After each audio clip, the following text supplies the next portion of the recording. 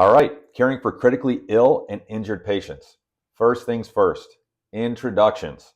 When you get there, let them know who you are and what you're from, right? I'm Dan from the fire department. I'm Dan from the ambulance company, whatever the case may be, so they understand why you're coming into their space and coming into their area. So make that introduction, learn their name, avoid any unprofessional comments, whether or not you think they can hear you.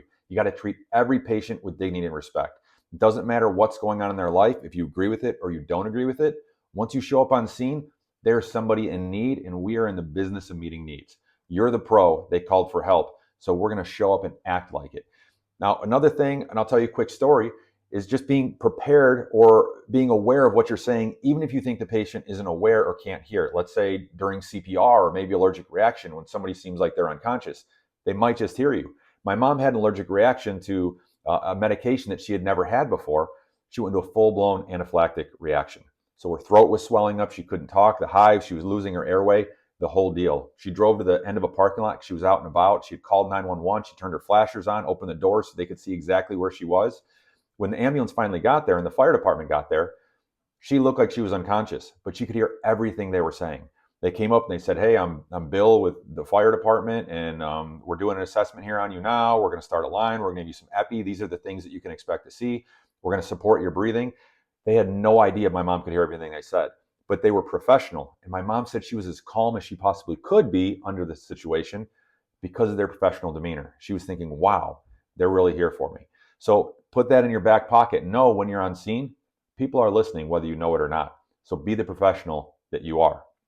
Next, techniques for communicating with the critical patient. Honesty. We don't want to paint grim pictures, but we want to be honest. We're not making promises or lying to these patients, right? We're going to be present and authentic. And if there's hope available, let's provide it. Help the patient be oriented to their surroundings, what's going on. Try to get them familiar with where they're at and where we're going, no matter how you think the situation is going to end. Remember, you don't know what they can hear and what they can't, and you are there for hope and as a responder. Another thing you want to do is locate and notify family members whenever possible, especially when you're dealing with kids. Kids should be treated as a patient and as an adult. And if there is a parent or a caregiver nearby, you can talk with them to find out what they want done or what they don't want done. But the child's still got to be treated unless the patient or not the patient, but the parent or the caregiver is saying absolutely not. But children need to be treated just like an adult would by the children protocols. And if you find that responsible adult, try to have them come with you. If they're in the ambulance, either in the front or in the back, that provides a whole nother level of care for the child because they're going to feel more comfortable knowing there's somebody that cares about them that they have a pre-existing relationship with. Good bedside manner is good medicine. So remember, treat those kiddos well. Now, the unfortunate part of possibly dealing with the death of a child on a scene. These are extremely difficult. They're hard on the emergency responder. They're hard on the family. They're hard on everyone. It's a difficult thing. So again, remember, you showed up for them. Parents and family members, they can react in a number of different ways. You need to be patient, calm, and kind, and let the situation dictate what you can and can't do. If the parents or the family member wants to hold the child, if possible, if safe, go ahead and let them do that. Talk to them and explain things to them, but do not overwhelm them with information. Remember, they're going a mile in a minute, and they're going to have a hard time absorbing things. So be calm and compassionate, and if they need you to talk, talk. If they need you just to be quiet and present, be quiet and present. But you're also there for the family members. We're emergency responders, and we're showing up to a very bad day. If the parents want to see the child or don't, same thing. If you're able to do it, do that, but just pay attention to the scene. What does the scene need and what is safe? All right, next section is death and dying, kind of piggybacking on the child death thing. And so the biggest thing you need to know from this is that death can happen suddenly or can happen prolonged.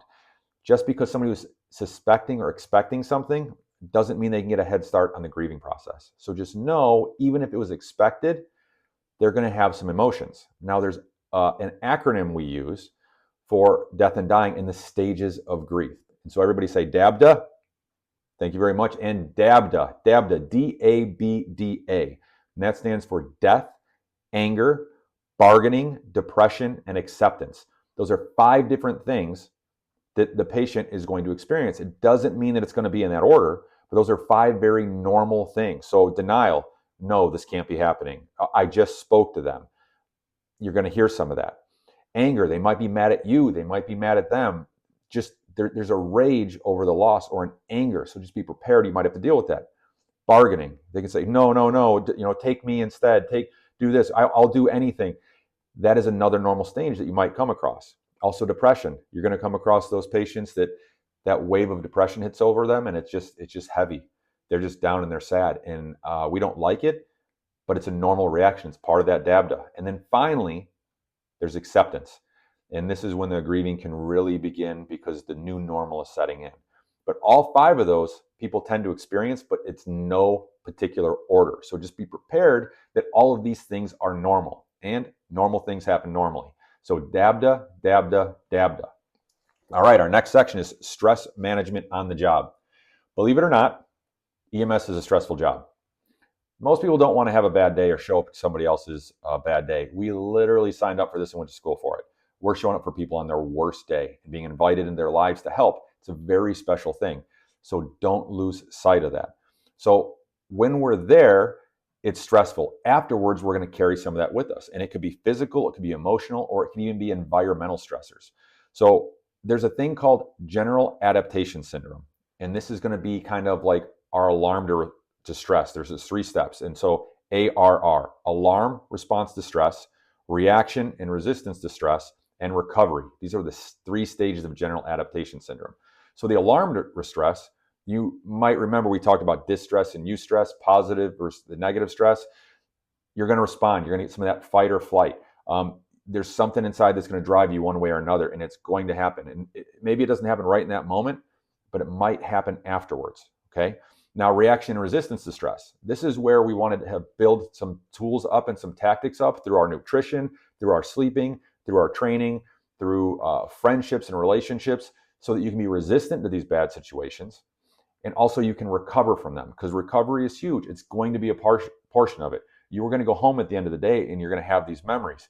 And a lot of times you're going to be questioning what you did. Did you do the right thing? Did you do the wrong thing? Being prepared as best you can and being well-rounded with relationships and studies is going to be a best friend for you for both the reaction and resistance to stress and recovery. Oh, darn it.